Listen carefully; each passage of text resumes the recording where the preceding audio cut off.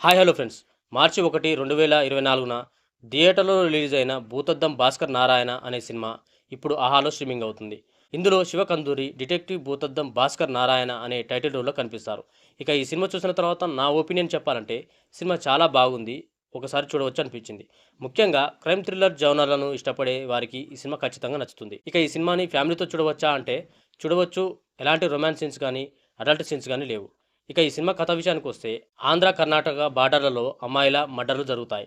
ఒక్క క్లూ కూడా లేకపోవడంతో పోలీసులు ఏం చేయలేకపోతారు. అప్పుడు ఆ హత్యలు చేసిన వారిని కనుగొనడానికి హీరో రంగంలోకి దిగుతాడు.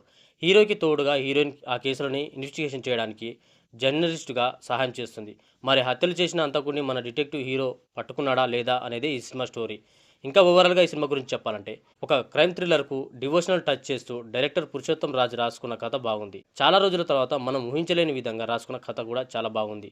హీరో చిన్నప్పుడు డిటెక్టివ్ కావాలని తప్పించే సీన్స్‌తో సినిమా స్టార్ట్ అవుతుంది. ఈ థ్రిల్లర్ స్టోరీలో తండ్రి కొడుకుల డ్రామాతో దర్శకుడు ఫస్ట్ హాఫ్‌లో కొన్ని చోట్ల నవ్వించాడు. తనను డిటెక్టివ్‌గా జనాలు నమ్మడం కోసం హీరో చేసే హడావుడి వర్కౌట్ అయింది. దిష్టిబొమ్మ, హత్యలు, నరబలులు అంటూ హీరో రివీల్ చేసే ట్విస్టులు బాగుంటాయి. ఈ సైకో కిల్లర్ స్టోరీలో విలన్ ఎవరు అని తెలియకుండా లాస్ట్ వరకు రాసుకున్న స్క్రీన్ ప్లే కూడా బాగుంది. ఇంకా ఈ సినిమాకి శివ కందుకూరి యాక్టింగ్ ఒక బిగ్ ప్లస్‌గా చెప్పవచ్చు.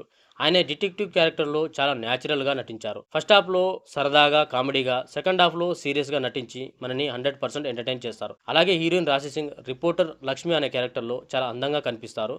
ఆమె క్యారెక్టర్ ఈ సినిమాకి కీ రోల్ పోషిస్తుంది. ఇంకా బ్యాక్‌గ్రౌండ్ మ్యూజిక్ కూడా చాలా బాగుంటుంది. అలాగే వీఎఫ్ఎక్స్ అవుట్‌పుట్ చాలా బాగుంటుంది. దర్శకుడు చెప్పిన కంటెంట్‌లో కొత్తదనం కూడా ఉంటుంది. కాకపోతే ఫస్ట్ హాఫ్‌లో అసలు కథలోకి వెళ్ళడానికి డైరెక్టర్ చాలా టైం తీసుకున్నాడు. ఇంకా ఫస్ట్ హాఫ్‌లో వచ్చే సీన్స్ చాలా రొటీన్‌గా అనిపిస్తాయి. అలాగే సైకో కిల్లర్ బ్యాక్‌డ్రాప్ ఇంకొంచెం స్ట్రాంగ్‌గా రాసుకొని ఉంటే బాగుండేదనిపించింది. ఇక ఈ సినిమాకి నా తరపున నేనిచ్చే రేటింగ్ 2.7/5.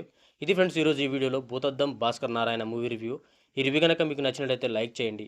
అలాగే ఈ సినిమా గనక మీరు చూసినట్లయితే మీ అభిప్రాయాన్ని మాకు కామెంట్‌లో తెలపండి. ఇంకా ఇలాంటి మూవీ రివ్యూస్ కోసం ఈ ఛానల్‌ని ఇప్పుడే సబ్స్క్రైబ్ చేయండి. Thank you for watching.